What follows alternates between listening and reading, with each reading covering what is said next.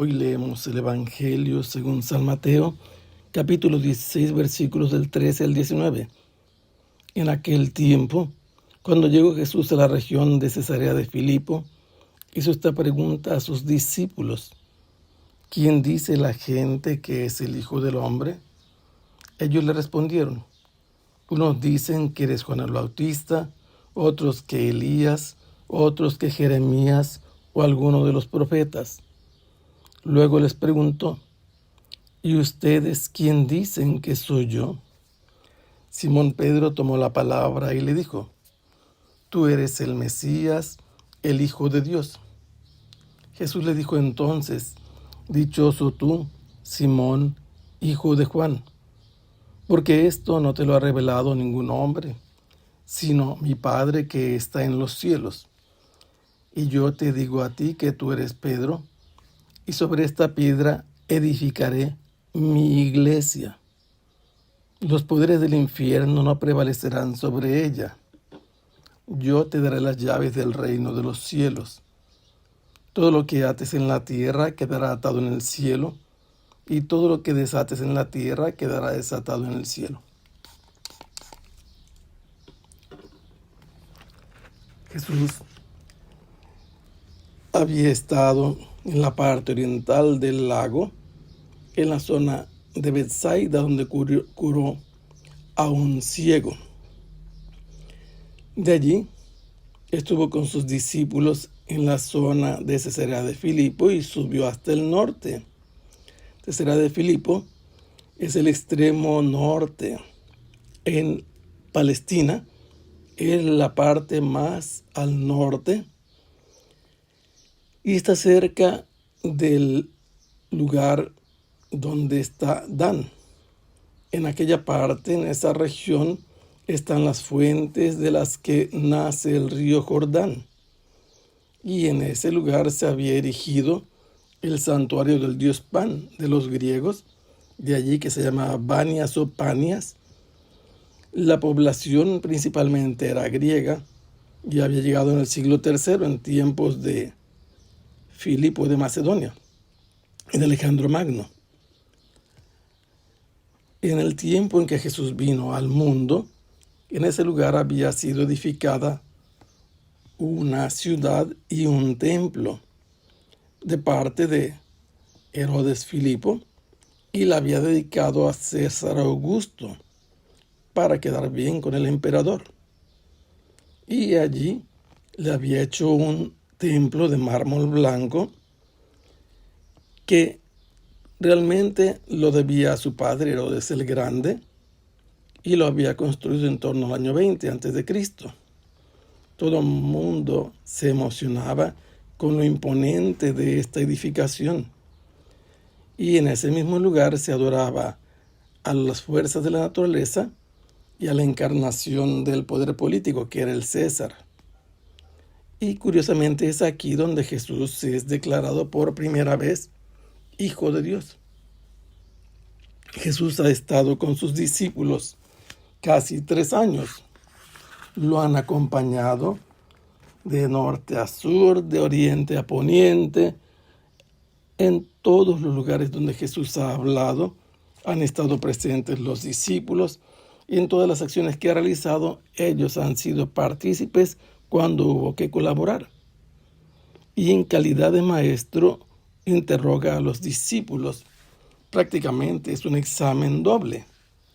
Les pregunta: ¿qué dice la gente? ¿Quién es el Hijo del Hombre? ¿Cuál gente?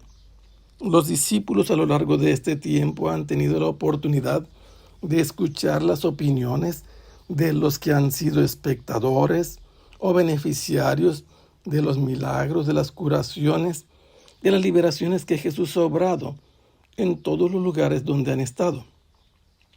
Sus oídos han percibido todo lo que pensaban de Jesús. Este es el Hijo del Hombre. Hijo del Hombre tiene, entre otros significados, este ser humano que ustedes ven, que se refiere directamente a Jesús. Él así se refería a sí mismo. La respuesta fue cuadriforme, en 4 maneras, pero unificadas. ¿Por qué? Porque para unos Jesús era Juan el Bautista. ¿Y a qué se debe que pensaban que era Juan el Bautista? Por el poder de su lenguaje, de su mensaje, y porque pensaban que Juan había resucitado, y de esta opinión era partícipe también Herodes. Decían que era Juan el Bautista porque hablaba de la conversión y la llegada del reino de Dios. En cambio, otros decían que Jesús, el Hijo del Hombre, era Elías. De Elías, según el profeta Malaquías, se esperaba que volviera. ¿Y por qué iba a volver? Porque se había ido. ¿Y cuándo y a dónde se fue? Se fue al final de su vida, llevado en un carro de fuego al reino de los cielos. No murió. Y por eso dice Malaquías que tiene que volver antes de que venga el Mesías. Si Jesús no es el Mesías, por lo menos es el que viene a prepararle el lugar. Otros dicen que es Jeremías. Jeremías es un profeta que participó de las pruebas del pueblo a la hora de que llegaron los babilonios. Fue perseguido, fue maltratado, fue y vino al exilio y es uno de los héroes nacionales. Y otros dicen que es uno de los profetas, uno de aquellos que hablan en nombre de Dios, de parte de Dios, enviados por Dios. Dije que era una respuesta cuadriforme porque son 4 personajes a los que los unifica el ser enviados de Dios.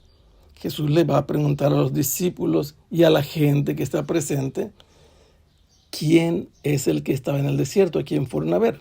Y le va a decir, les aseguro que más que un profeta. Todos los personajes estos que han sido mencionados son profetas, son enviados de Dios y por lo tanto el prestigio de Jesús es muy alto. No es cualquier persona, lo menos que puede ser es un enviado de Dios que habla en nombre de Dios y de parte de Dios. Jesús es la pregunta segunda de su examen. ¿Y ustedes quién dicen que soy yo? Normalmente Pedro es el que tiene las iniciativas para todo. Es un hombre espontáneo que tomó la decisión de responder, pero probablemente guardaron algunos momentos de silencio para tener una respuesta acertada a su maestro. Simón Pedro hizo resonar su voz y en sus palabras expresó: tú eres el Mesías, el Hijo de Dios vivo. El Mesías significa el que ha sido ungido. Era ungido el rey, era ungido el profeta, era ungido el sacerdote. La palabra ungido en hebreo se dice Mashiach, Mesías, ungido para una misión, enviado por Dios a hacer algo. Pero no solamente dice Simón Pedro que es el Mesías, además es el Hijo de Dios vivo, del Dios viviente. Cuando da esta respuesta, Jesús lo escucha y lo felicita, lo proclama dichoso, pero le declara que él no es más que un ser humano, un mortal. Dichoso tú, Simón, hijo de Juan, hijo de un ser humano, porque esto que has respondido no ha sido cosecha de tu inteligencia. Ningún hombre te ha aportado conocimientos que te permitieran llegar a pronunciar esto que has dicho. No fue un hombre el que te hizo llegar a esta conclusión. Ha sido mi Padre que te lo ha revelado. Y este Padre de Jesús es el que está en los cielos. Jesús ya había dicho: te alabo, Padre, Señor del cielo y de la tierra, por los planes y designios que tenía. Y ahora vuelve a insistir que Dios es su Padre. Y habiendo felicitado a Simón Pedro, le dice al que se llama Simón que él es Pedro, que él va a ser la roca sobre la que Jesús comenzará a edificar y continuará edificando su iglesia. Y esta es palabra de Jesús, que es Dios, mi iglesia. Jesús no tiene más que una iglesia y los poderes del infierno no van a poder jamás vencerla. Los poderes del infierno son poderes de muerte y de engaño. Muchos acusarán a la iglesia, la atacarán queriendo destruirla, y no van a poder vencerla jamás. Por eso todos los que se andan llamando que son la iglesia de Jesús tendrían que demostrar que Jesús no cumplió con fidelidad esta palabra de edificar su única iglesia, y tendrían que demostrar que los poderes del infierno la han vencido y ya no existe. Pero si no la han vencido y sigue existiendo, es la única iglesia fundada por Jesús. A Pedro le entrega las llaves del reino de los cielos para que ate en la tierra y desate. Y lo que ate y desate será atado en el cielo o desatado en el cielo. Tendrá consecuencias después de esta vida.